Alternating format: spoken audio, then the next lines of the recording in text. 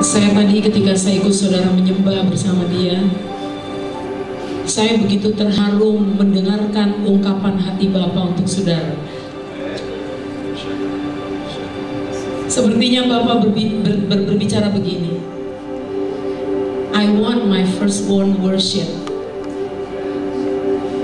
Pagi ini Bapa sangat disukakan dengan penyembahan saudara. Bapa sangat disukakan dengan penyembahan saudara.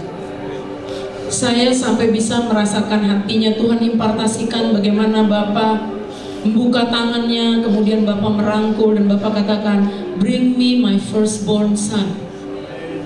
Bawa kepada kami putra-putra sulungku. Hati Bapa disukakan, saudara. Karena putra-putra sulung itu akan meneruskan kerajaannya di bumi ini. Dan putra-putra sulung ini mengerti bagaimana menyembah karena mereka memiliki DNA Kristus itu sendiri. Penyembahan yang seperti ini, saudara, ini akan membuka langit. Ini akan memberikan strategi untuk bagaimana saudara menduduki, bagaimana saudara memperluas apapun yang Tuhan percayakan kepada saudara. Amin. Saya paling gak tahan kalau masuk ke dalam penyembahan kalau sampai Bapa membuka hatinya. Sepertinya saya mau masuk jauh, dan kalau saya masuk jauh saya bisa lupa saudara. Tapi Bapak mau untuk saya masuk ke dalam hatinya untuk menangkap apa yang dia mau sharingkan kepada saudara, bahwa no wonder saudara, saya pikir pantas Bapak bilang kepada Israel pada waktu itu, my son out of Egypt, bring my son out of Egypt. Bawa keluar putraku Israel, putra sulung, keluar dari Mesir. Karena waktu Tuhan mau membawa putra sulung yang keluar dari Mesir, itu Tuhan mau bawa mereka untuk menyembah Tuhan di padang gurun, to worship Him di padang gurun. Tapi dilarang oleh Firaun. Saudara boleh duduk dalam hadirat Tuhan. Tetapi dilarang oleh Firaun. Saudara tahu ceritanya bagaimana Firaun itu berkeras hati untuk menahan putra sulung Tuhan untuk bersekutu dengan Tuhan. Sampai akhirnya kita dapati sampai ada 10 tulah. Perhatikan apa artinya tulah yang ke-10, saudara. Perhatikan. Pada tulah yang ke-10, Tuhan mentarget the firstborn of Egypt. Pada tulah yang ke-10, Tuhan mentarget semua putra sulung dari Mesir, saudara. Apa artinya? Tuhan tidak mau ada generasi penerus dari kerajaan Mesir pada waktu itu. Karena ini berhubungan dengan putra sulung Tuhan sendiri. Kalau saudara menyembah atas dasar pengertian siapa saudara di dalam Kristus dan siapa Kristus di dalam saudara, ini menarik cemburu ilahi Bapa. Benar saudara, saya rasa itu. Saya rasa di hati saya menarik cemburu ilahi Tuhan. Nah, dari kemarin saya sudah berikan beberapa dasar untuk kita mengerti, saudara. Kalau kita mulai beranjak dari titik ini, saudara tidak akan sama lagi. Amen. Ini tinggal saudara mau terima firman itu atau saudara tidak mau terima firman itu. Tapi sekali saudara terima firman itu, saudara tidak akan sama lagi. Amen. Tidak mungkin sama. Karena benih itu terlalu unggul. Benih itu tidak mungkin dia terlalu unggul, kecuali kita yang melempar benih itu seperti contoh penabur menabur benih. Ada yang di pinggir jalan, tentu saja dia nggak bisa bertumbuh. Ada yang di tanah berbatu-batu, tentu saja dia tidak bisa bertumbuh. Ada di hati yang penuh dengan belukar, akar, terlalu banyak masalah, terlalu banyak akar pahit, terlalu banyak neko-neko kanan kiri. Tetapi saya percaya di tempat ini itu tanahnya subur. Amin. Amin. Sekalipun kita banyak kekurangan, tapi Tuhan mengerti kekurangan kita. Amen. Karena Dia Bapa yang mengasihi. Amin.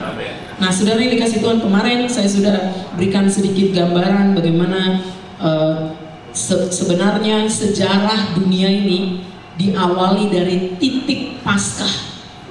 waktu dunia udah jatuh dalam dosa. Begitu juga Israel, titik Paskah. Begitu juga kehidupan saudara dan saya. Titik Paskah atau perayaan Paskah yang kita rayakan itu sebenarnya, saudara, harus dirayakan turun-temurun. Nggak ngerti di dalam sejarah gereja, akhirnya gereja terkontaminasi karena waktu itu gereja sempat menganut anti-semitism atau teologia anti-Yahudi. Karena ini pada waktu itu dibawa oleh gereja, bukan gereja mula-mula. Gereja mula-mula itu satu, Yahudi non-Yahudi. Tapi dalam perjalanan pada waktu itu mulai dari Martin Luther dan sebagainya, jadi mereka jadi anti-Yahudi. Karena Yahudi itu tegar tengkuk, susah segala macam gitu ya. Tapi Tuhan belum selesai. Justru ketegar tengkukan mereka keuntungan buat kita. Amin. Karena ada anugerah yang dilimpah-limpahkan. Mereka sulung, jadi Tuhan tetap akan berfokus kepada Israel. Setelah kita selesai, kita ini harus segera mencapai akhir balik supaya itu kembali kepada mereka, saudara. Supaya itu kembali kepada mereka. Nah, saya di keluarga saya Paskah itu penting. Ibu saya tuh terlalu fanatik dengan Paskah. Ibu saya melebihi ayah saya. Kalau yang namanya Paskah, dia bilang itu yang ditetapkan, dilihat di firman Tuhan perintahkan menjadi ketetapan turun-temurun. Sampai saudara ya, kalau saudara perhatikan cara Paskah orang Yahudi, itu anak-anak diceritakan. Jadi waktu mereka mau makan Paskah, kalau kita kan nggak ngerti apa artinya makan Paskah. Kita paling kalau makan Paskah yaitu communion, tubuh dan darah Kristus. Tapi mereka diceritain ya, ada yang namanya potongan tulang dari domba. Nah, mereka ceritakan itu artinya apa. Sebenarnya bernubuat tentang Yesus domba Paskah. Tapi mereka ceritakan bagaimana mereka ditebus dari Mesir. Karena pada waktu itu Tuhan suruh untuk potong domba, kemudian labur darahnya di setiap ambang pintu rumah-rumah orang Yahudi. Sebab Tuhan akan mengambil setiap firstborn, anak-anak sulung dari orang Mesir, plus anak-anak sulung dari binatang. Tuhan mau ambil, tapi justru Israel pada waktu itu anak-anak sulung mereka ini sampai detik sekarang ada, kalau di hari raya Paskah sebelumnya ada puasa anak-anak sulung. Jadi anak-anak sulung tuh harus mengerti bagaimana mereka harus meneruskan apapun yang dipercayakan, seperti itu saudara. Tapi kita ini mengambil arti rohaninya saja ya. Jadi kita harus ngerti Paskah di dalam Kristus, pengorbanannya, kematiannya, penderitaannya, kemudian kebangkitannya. Perayaan buah sulung itu hari kebangkitan Kristus. Karena Yesus sudah mati, waktu dia bangkit, dia adalah yang pertama yang bangkit dari seluruh ciptaannya. Kita yang percaya bersama dia pada titik kelahiran baru, itu Paskah buat kita. Amin. Pada titik kelahiran baru kita, sebetulnya kita mendeklarasikan Paskah, yaitu kita sudah mati bersama Kristus, namun kita juga bangkit bersama-sama dia. Dari detik kelahiran baru, sebenarnya tidak boleh ada trace masa lalu yang menggandul kita. Karena kita sudah dimulai suatu permulaan baru. New beginning, kayak orang Israel itu. Yang dulunya kita diperbudak oleh dunia, Israel dimerdekakan. Kita pun begitu. Tapi kalau kita masih mikirin yang di belakang, akhirnya benih lalang yang di belakang itu tumbuh dalam hidup kita, menghimpit kebenaran itu. Dan ini Tuhan nggak mau. Tuhan nggak mau. Tuhan mau benar-benar kita mewarisi apa yang Tuhan mau untuk kerajaannya. Sebab juga waktunya sudah dekat. Jadi benih Kristus itu nggak boleh sia-sia. It is too holy. Terlalu kudus.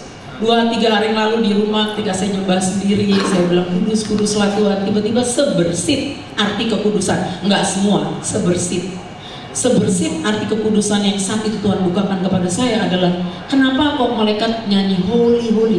Kalau kita selalu hubungannya tanpa dosa, itu benar. Tapi sebersit yang Tuhan beritahu kepada saya adalah hatinya terlalu mulia. Kita sulit untuk mengerti. Jadi malaikat cuma bilang holy, holy. Saking mulianya kita susah berpikir dengan pola pikir kita yang sudah jatuh. Kita terlalu menilai segala sesuatu dengan pola pikir kita yang sudah jatuh. Makanya waktu kita lahir baru, kita perlu ada pembaharuan dalam pola pikir. Amin. Betapa hati Tuhan itu nggak seperti yang kita pikir, saudara. Apalagi mengenai firstborn-nya dia di tempat ini dan di seluruh dunia. Itu kesukaan bagi Tuhan. Makanya Tuhan bilang, the firstborn are mine. Anak-anak sulung itu milikku, dikhususkan buat aku. Nah, kita di dalam roh, saudara. Kalau anak-anak sulung sudah dikumpulkan di dalam roh dan mengerti peranan kita sebagai imam, nggak peduli kita ditaruh di mana, di marketplace kayak di dunia pendidikan kayak di pemerintahan, itu cuma penempatan untuk fungsi imam kita. Waktu Israel keluar dari bangsa Mesir di perjalanan, pasca dia udah keluar ya, kita sudah lahir baru. Kemudian Israel berada di Gunung Sinai, ini Keluaran 19, berada di Gunung Sinai. Itu pada bulan ketiga, jadi saya lihat, oh ini bulan ketiga. Jadi bulan pertama itu bulan Nisan, mereka keluar. Pada bulan yang ketiga, waktu Musa naik ke Gunung Sinai, Musa menerima Torah Tuhan. Buat Israel itu Pentakosta. Pada waktu itu Tuhan mau seluruh bangsa naik. Tapi karena yang lain-lain takut dengan kekudusan Tuhan, takut akhirnya enggak, Musa aja yang naik. Tuhan mau jadikan bangsa Israel itu satu bangsa imamat yang rajani. Imamat itu dikatakan di Keluaran 19. Buat saudara dan saya, ketika kita telah lahir baru, mesti ada pertumbuhan. Karena waktu kita lahir baru, kita sudah masuk dalam keluarga Tuhan. Disebut the children of God. Tuhan mengasihi, ya Tuhan mengasihi. Tapi firman Tuhan katakan, mari kita lihat sama-sama Galatia pasal yang keempat. Galatia pasal yang keempat.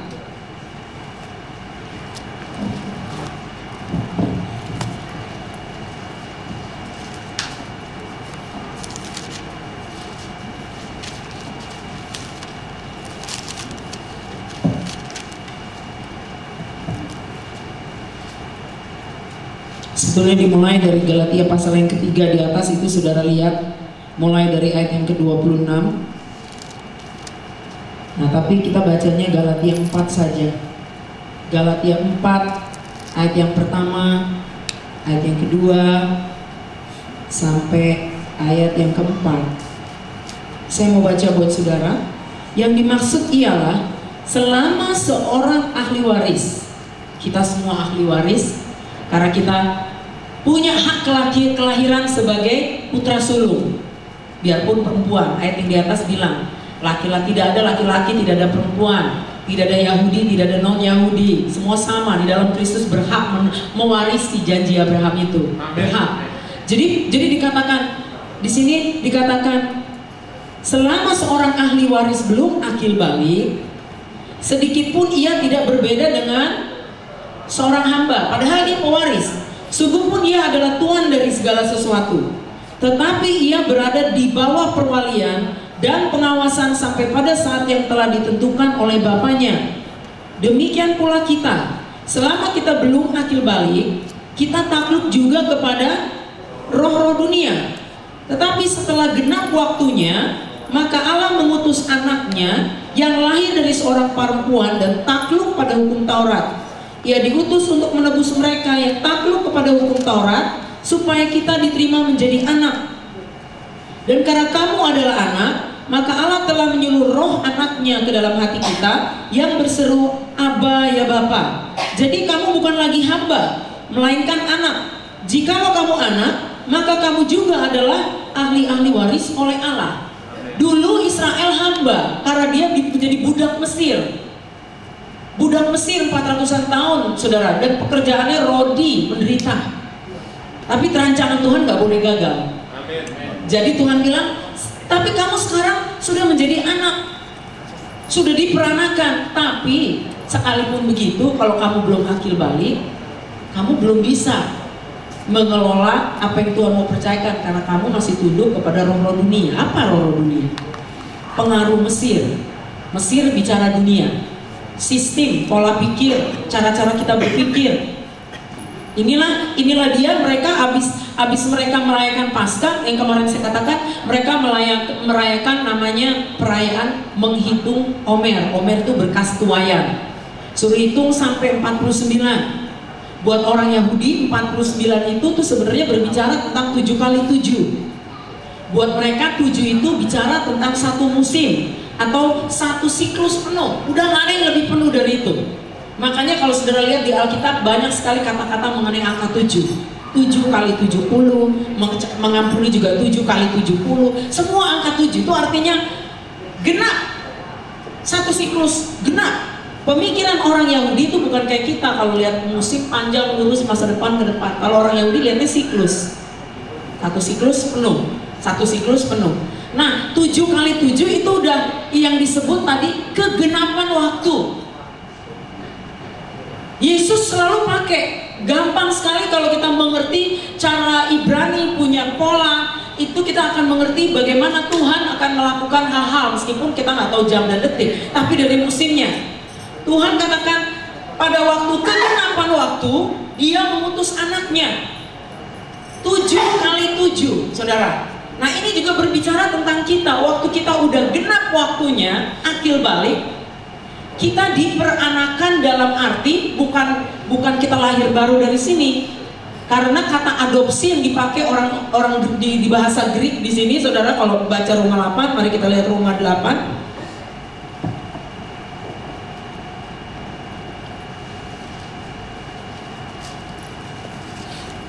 Kita lihat Roma 8.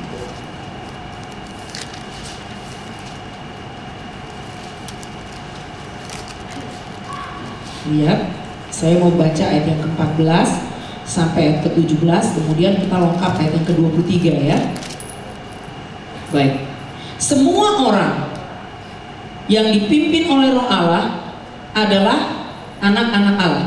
Kata anak-anak Allah di sini ini memakai kata Greeknya bukan Yahudi tapi bukan Ibrani tapi Greek, huios. Nanti saya jelaskan. H-U-I-O-S. Ya, sebab kamu tidak menerima roh perbudakan yang membuat kamu menjadi takut lagi. Ini lagi mengacu kepada pengalaman mereka di Mesir, roh perbudakan, ya. Tetapi kamu telah menerima roh yang menjadikan kamu anak Allah. Nah, dikatakan di sini kamu menerima roh yang menjadikan kamu anak Allah. Kalau bahasa Inggris dibilang, you receive the spirit of adoption, adopsi. Kalau di bahasa Indonesia, adopsinya langsung dijelaskan bahwa kamu menerima roh yang menjadikan kamu anak Allah. Kalau bahasa Inggris bilang roh adopsi. Oleh roh itu kita berseru, ya Aba, ya Bapa. Roh itu bersaksi bersama-sama dengan roh kita bahwa kita adalah anak-anak Allah. Yang dipanggil di sini children, bukan son, teknon. Jadi waktu kita dilahirkan baru, kita udah memang otomatis jadi anak-anaknya, tetapi belum akil balik. Kalau kita sudah dituntun oleh rohnya, itu akil balik. Dan jika kita adalah anak, maka kita juga adalah ahli waris. Maksudnya orang-orang yang berhak menerima janji-janji Allah, yang akan menerimanya bersama-sama dengan Kristus, yaitu jika kita menderita bersama-sama dengan Dia, supaya kita juga dipermuliakan bersama-sama dengan Dia. Ayat ke-23. Dan bukan hanya mereka saja, nih mereka di sini sedang berbicara tentang ciptaannya yang lain ya, kayak tumbuhan, yang lain-lain ciptaannya. Tetapi kita yang telah menerima karunia sulung roh, kita juga mengeluh dalam hati kita sambil menantikan pengangkatan sebagai anak, yaitu pembebasan tubuh kita. Kalau kita di sini ada dua, yang satu kita terima karunia sulung roh, itu dari kita lahir baru udah terima. Tapi waktu saudara udah terima karunia sulung roh, Roma 8 ayat 23 bilang masih menunggu pengangkatan, masih nunggu. Jadi kita mesti ngerti cara berpikirnya orang Yahudi, bahwa ini bukan anak angkat ya saudara, anak asli aja. Misalnya satu keluarga punya anak 4, yang terbesar nih anak sulung. Dari kecil orang tuanya udah tahu ini akan meneruskan apapun di dalam rumah tangga yang papanya biasa lakukan, mengelola keuangan, mengelola apapun dari bapaknya. Tapi dia masih kecil, dia dipersiapkan oleh bapaknya. Ini dia yang ke 7 kali 7 ini. dia dipersiapkan oleh bapaknya. Sampai bapaknya lihat waktunya genap. Waktunya genap, bapaknya langsung panggil keluarga besar. Kayak ada upacara gitu. Anak saya udah akil balik. Dia udah mulai impartasi ke anaknya. Dia mulai sudah memberikan apapun kepada anaknya. Seperti itu, saudara. Nah, mereka bawa ini cerita untuk kita mengerti antara hubungan kita dengan apa yang Tuhan sedang memberikan, warisan kita, janji-janji kita.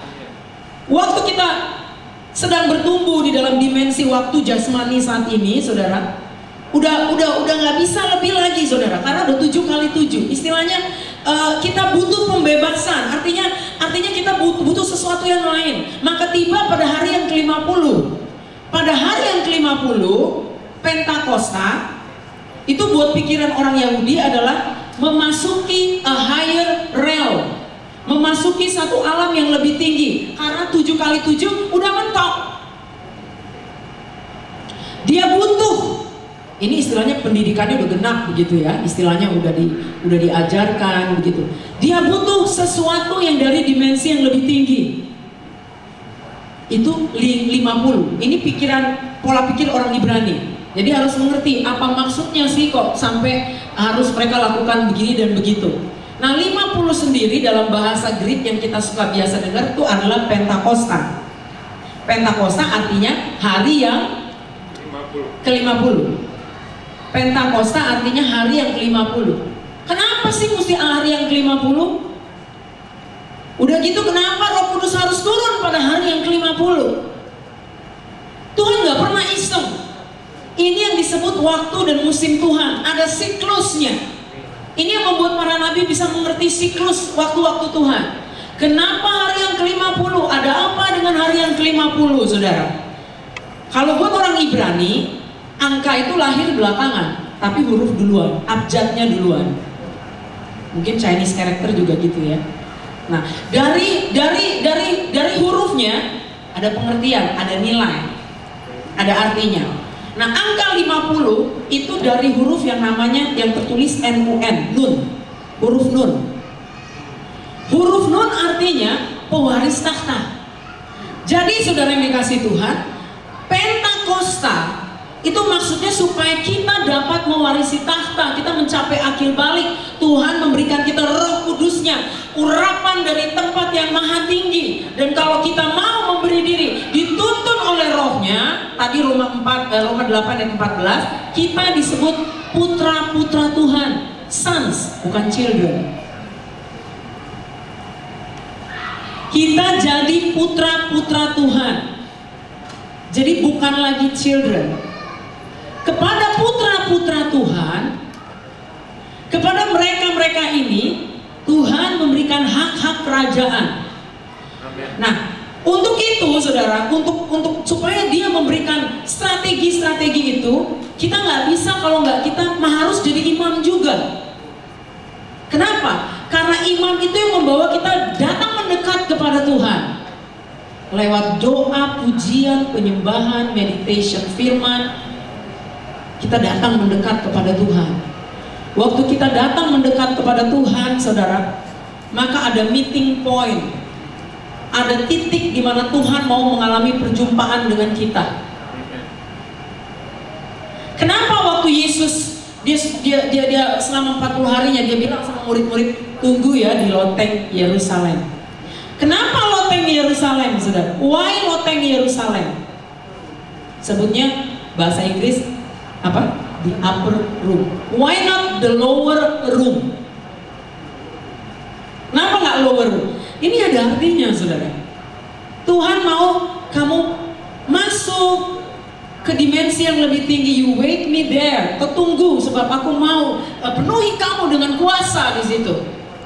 Higher realm. Orang Israel pun waktu terima Torah, dia harus naik ke gunung. Musa naik ke gunung. That's the meeting point. Itu pertemuan, perjumpaan dengan Tuhan.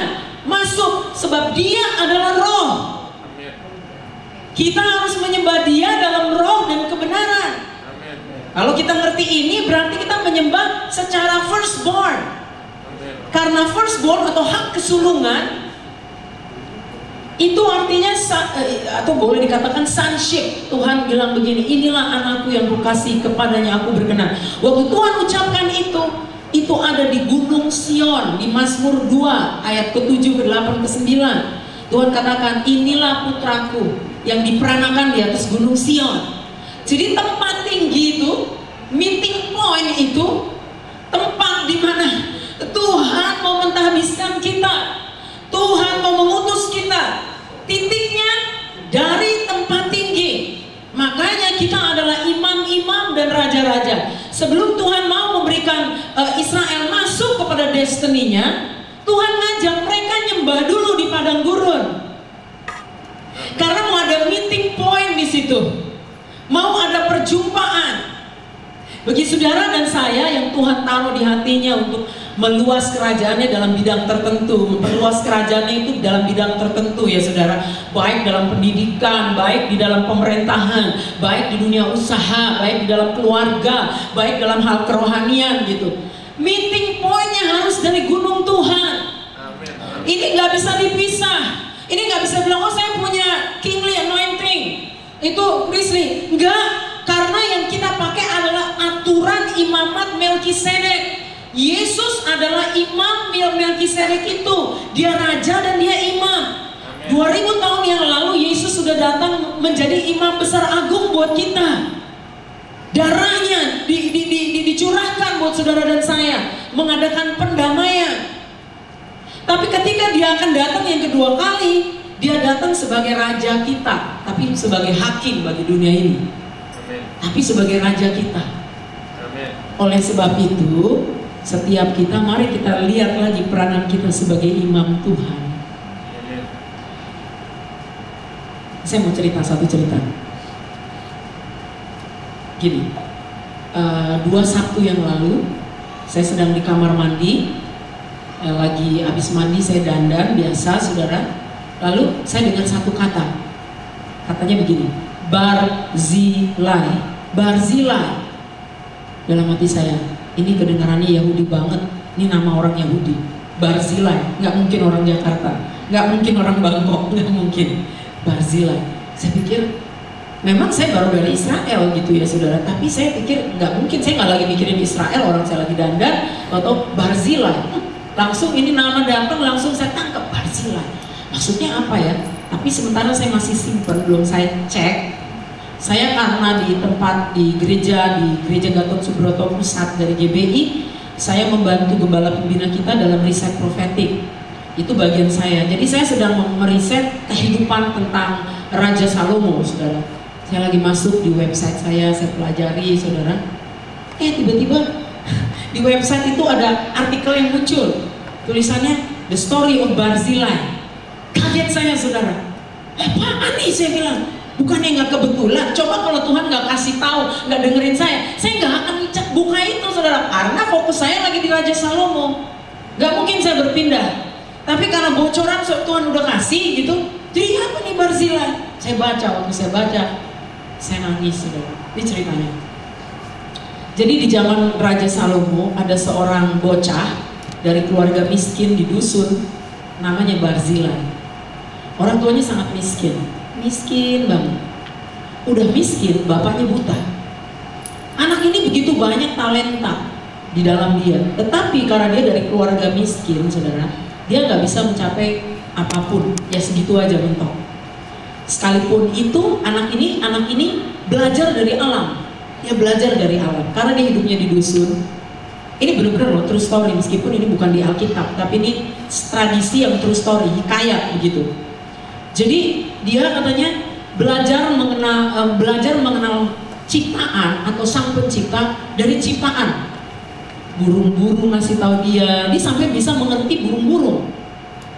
Dan pada waktu itu Salomo dipercaya, bahkan ditulis di Quran, dia adalah seseorang yang bisa mengerti bahasa binatang, mengerti bahasa semut berbicara, kayak gitu ya.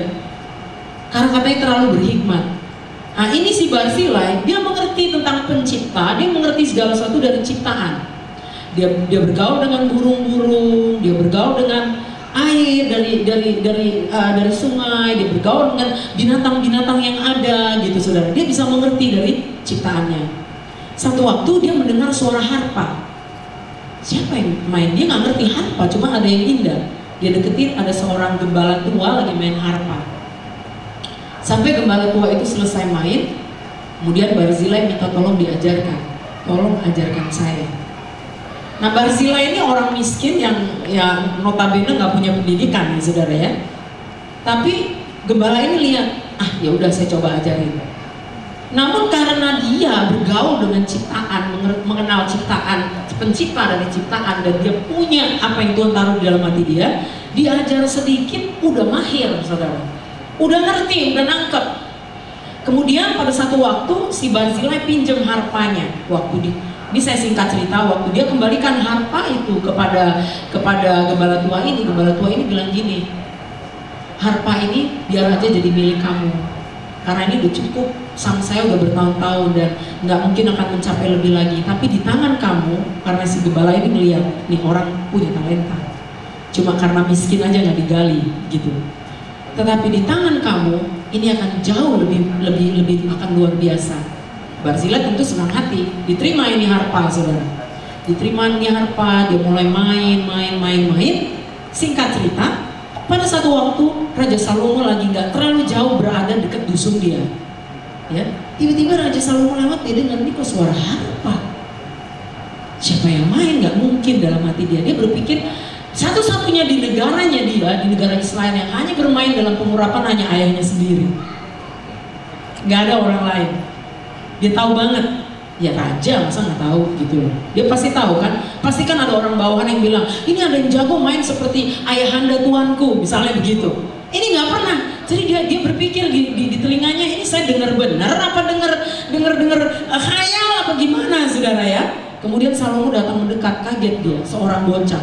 Dalam pikiran dia langsung mikirin bapaknya, oh begini kali ayah saya waktu muda, seorang gembala yang mainkan harpa, nggak dilihat orang banyak, cuma ciptaan yang menikmati itu. Akhirnya Raja Salomo bilang begini, maukah kamu menjadi pemain harpa bagi raja dan kerajaan Israel?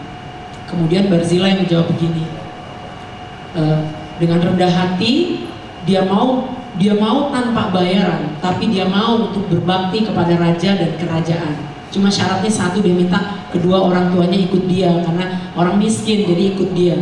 Singkat cerita, mereka dibawa, ditaruhlah di Royal Park, ditaruh di taman kerajaan ya, namanya waktu itu kerajaan Salomo udah paling mewah di seluruh dunia pada waktu itu ya. Si Salomo taruh di Royal Park karena Salomo tahu ini dari dusun, dia harus di alam terbuka, dibuat rumah kecil di situ. Disitulah dia mulai main harpa saudara. Kemudian Raja Salomo bercerita dengan Raja Hiram, teman ayahnya di Raja Tirus. Kalau kita baca Alkitab, ada namanya Raja Hiram. Dia bilang, saya punya pemain harpa yang luar biasa, begini. Kemudian Raja Hiram katakan, jangan terlalu cepat bicara, karena di kerajaan saya ada yang lebih dahsyat. Dia dari keluarga yang kaya raya, dari usia muda sudah berpendidikan musik. Jadi akhirnya kedua raja ini sepakat untuk adakan kompetisi. Cuma Salomo nggak kasih tahu sama Barzilai. Pulang Raja Hiram ke negaranya, Raja Hiram panggil seorang pemain yang profesional, itu namanya Maran. Dia panggil, Maran, kami akan adakan kompetisi dengan kerajaan Israel. Kamu akan berkompetisi dengan seorang yang namanya Barzilai. Begini latar belakangnya. Tersinggunglah si Maran. Masya Allah katanya. Ayah yang jadi maestro harpa suruh bertanding sama putra dusun nggak ngerti tamatan keluaran mana. Cuma karena rajanya yang suruh, ya dia ikut aja, namanya juga raja baik. Tapi dia licik, dia pengen tahu Barzilai ini. Dia datang ke Yerusalem, dia datang ke The Royal Park, dia berkenalan dengan Barzilai, lalu pura-pura mau dimuridkan. Tolong saya mau dimuridkan, saya mau belajar. Barzilai tidak ada kejahatan di hatinya. Dia nggak pernah ada kompetisi saudara. Yang dia tahu cuma ciptaan, burung-burung kayak Daud zaman dulu saudara. Yang dia tahu cuma keindahan alam, dan di balik keindahan ini ada Sang Pencipta. Dan yang ada kemurnian dan pengagungan, itu aja kalau dia main saudara ya. Tapi karena ini mau dimuridkan, dia coba ajarin. Dan si Maran mengakui boleh juga nih orang gitu ceritanya. Diajarin, tapi ini bedanya. Dia ajarin di dalam settingan the royal park. Beda dengan the setting alam bebas terbuka. Ya, alam bebas terbuka ciptaan Tuhan itu bebas begitu saudara ya. Nggak bisa dibilang, bebek kamu lewat sini. Burung kamu jangan berkicau. Kok tiba-tiba ada hujan, ada guntur? Nggak bisa. Kalau di The Royal Park ditata dengan rapi. Ini bunga mawar hanya di sini, bebek sebelah situ, misalnya gitu. Nanti air mengalir di sebelah sana, gitu ya. Jadi yang dia main musik ini itu ekspresi dari apa yang dia lihat. Akhirnya setelah itu Raja Salomo bilang sama Barzilai, sebenarnya Raja Tirus, Raja Hiram dan saya akan mengadakan kompetisi untuk harpa dan kamu akan main bersama dengan Maran. Kaget dia, Maran? Murid aku tuh. Kurang ajar, ini dia nggak ngomong kurang ajar, ini saya ngomong saudara.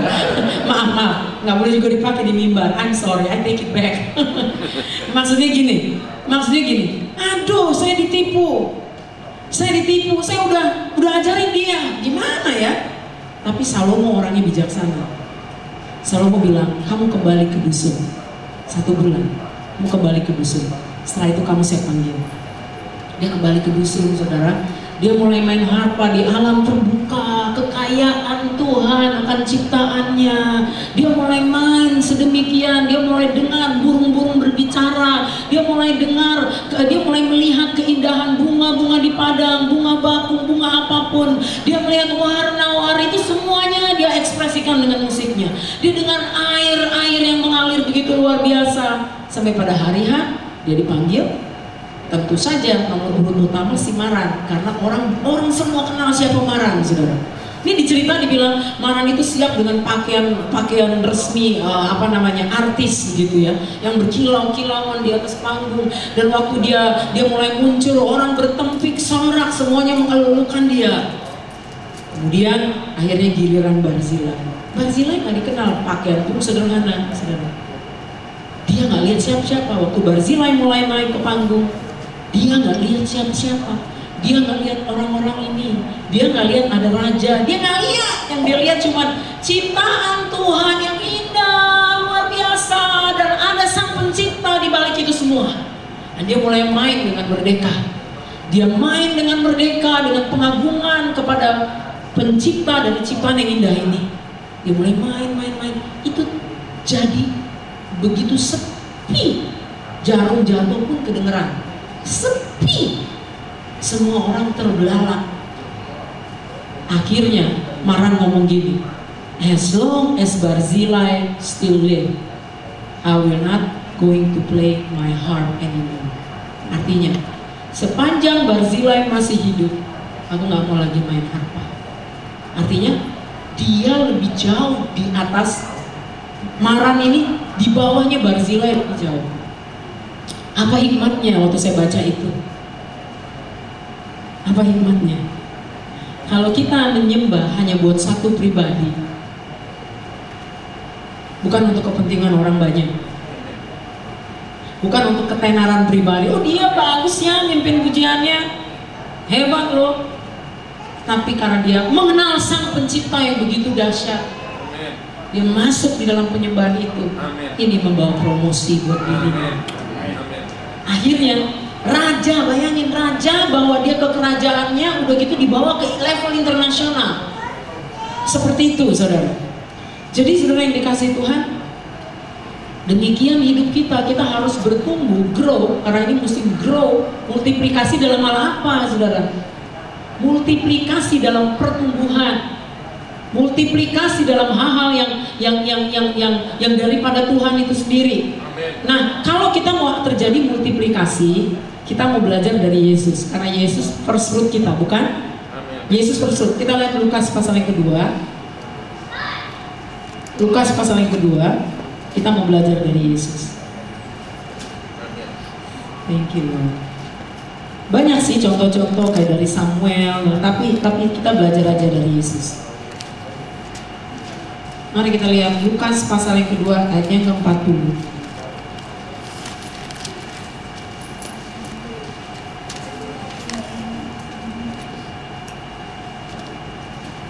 Demikian firman Tuhan. Anak itu, Yesus, bertambah besar dan menjadi kuat, penuh hikmat dan kasih karunia Allah ada padanya.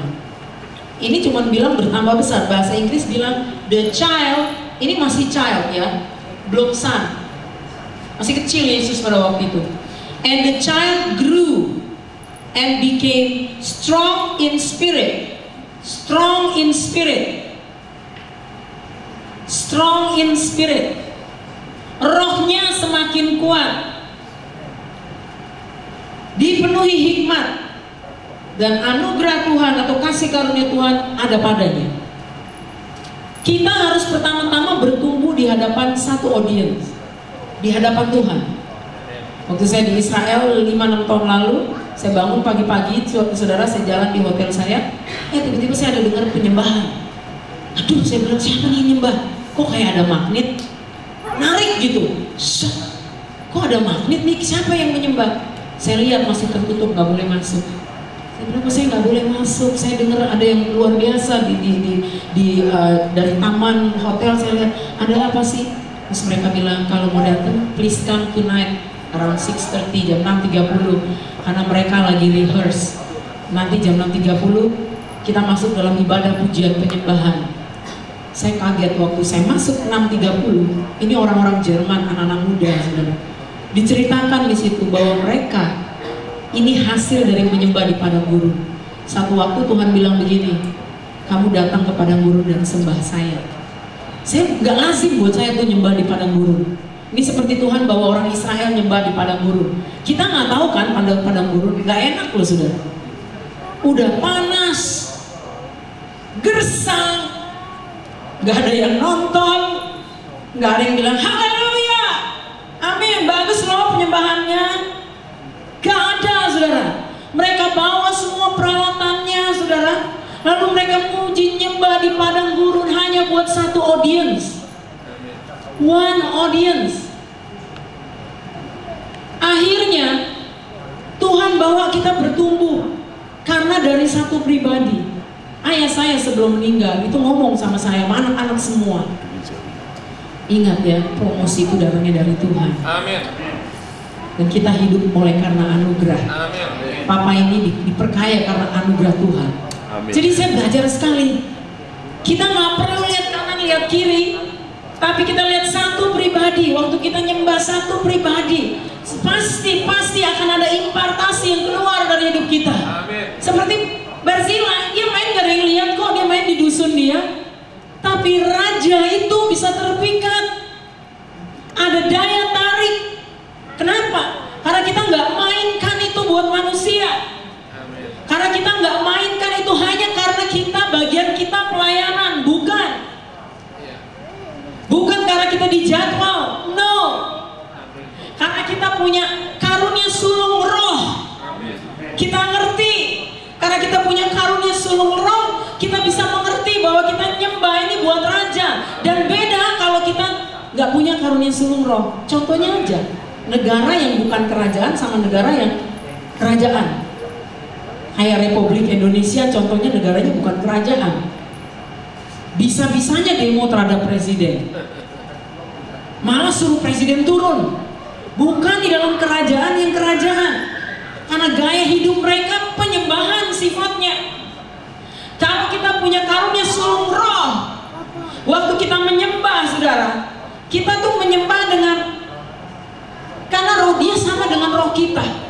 Raja ngerti mau dinyembahnya kayak apa tuh, raja ngerti.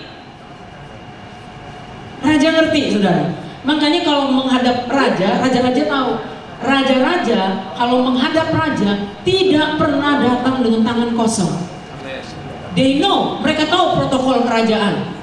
Kita yang terima karunia sulung roh, artinya pewaris tahta, kita juga ngerti waktu kita masuk ke dalam penyembahan, kita bawa diri kita yang terbaik untuk dia, saudara. Seperti sesuatu yang dipecahkan untuk Tuhan. Amin. Ini hasilnya beda. Amin. Seperti tadi. Seperti tadi Bapak sangat disukakan. Amin. Ya, Bapak sangat disukakan. Jadi kita harus bertumbuh hanya di dalam satu audiens. Jangan dulu lihat manusia. Karena setelah kita bertumbuh di dalam satu audiens, Tuhan akan bawa kita mendapat perkenanan manusia. Amin. Seperti Barzilai. Akhirnya Tuhan bawa Raja Salomo untuk kasih perkenanan. Belum cukup, Raja Salomo bawa dia ke tingkat internasional. Apa yang menjadi bagian Maran dikenakan kepada dia. Sebab promosi bukan dari utara atau selatan, tapi Tuhan menurunkan yang lain, tapi mengangkat yang lain. Amin. Amin. Kita Tuhan mau bawa ke dalam promosi ilahi. Apa sih artinya promosi ilahi? Promosi ilahi adalah pengangkatan kita, pembebasan kita dari tubuh. Tubuh ini yang selalu menghalangi kebiasaan daging. Itu yang mau menghalangi. Makanya tadi waktu kita baca Roma 8 ayat 23, kita yang sudah terima karunia sulung roh masih menantikan pengangkatan tubuh. Ada dua pengangkatan tubuh macamnya. Satu ketika kita mati jasmani, kayak ayah saya, dia udah langsung, ayah saya tuh putra sulung dari keluarganya, dan dia terima karunia sulung. Makanya dia sedang bersiap-siap untuk mempersiapkan datangnya Raja Kemuliaan. Mungkin ada rakyat, saya nggak ngerti saudara. Tapi kalau putra sulung, kita yang menerima karunia sulung, dan kita meresponinya dengan cara yang benar di hadapan Tuhan, ini akan berbeda saudara. Ini akan berbeda. Kemudian daripada itu saudara, promosi ilahi itu bukan semata-mata kita dapat jabatan, bukan. Itu perkenanan Tuhan yang turun atas kita. Seperti waktu Tuhan bilang, inilah anakku yang kukasihi, kepadanya aku berkenan.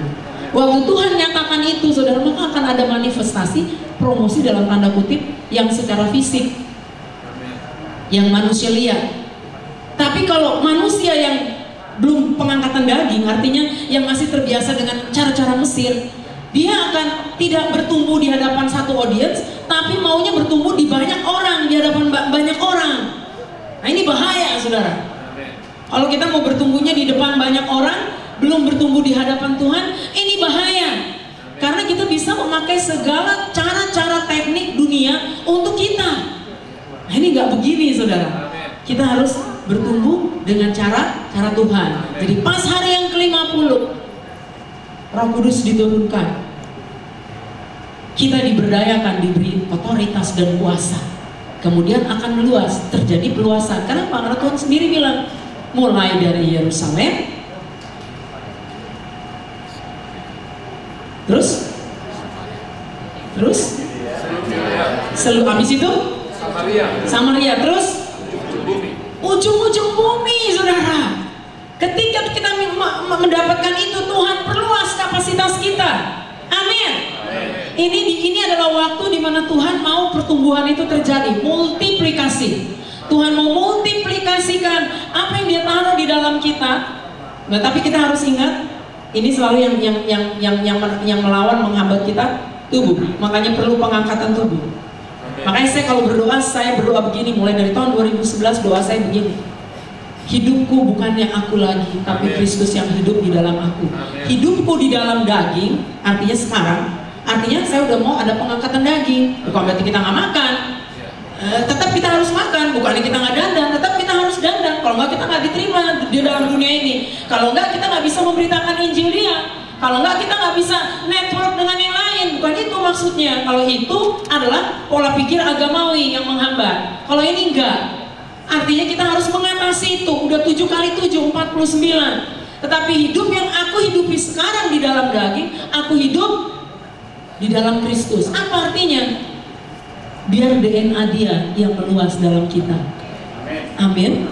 Ini nggak susah saudara. Orang selalu pikir, ya ampun, ya gue udah nggak boleh main ini, ya udah nggak boleh itu.